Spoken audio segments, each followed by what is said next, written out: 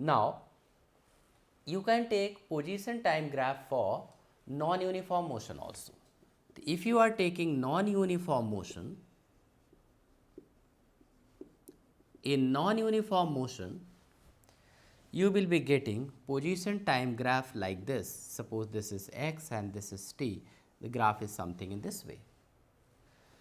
So you take 2 points, suppose this you have taken A and this you have taken B, and this is T1, this is T2, corresponding to this x1, corresponding to this is x2.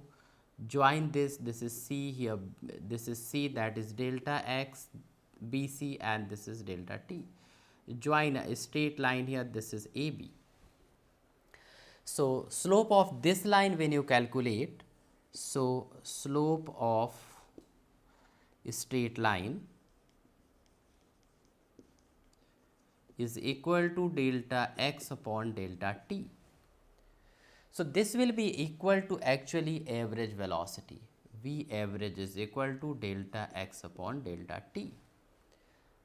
But if you make time intervals small, so you will be getting V is equal to limit delta t tends to 0, delta x upon delta t is equal to dx upon dt.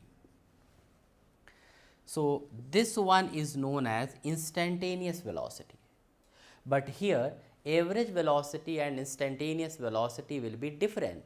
But in the previous case when we calculated this thing is here, average velocity and instantaneous velocity both were same, because that motion was uniform motion, and this motion is a non-uniform motion here.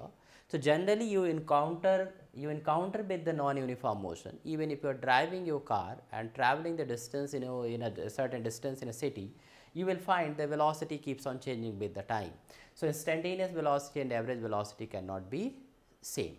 So these are the ways how to calculate slope from the non-uniform xt graph and for also the uniform xt graph.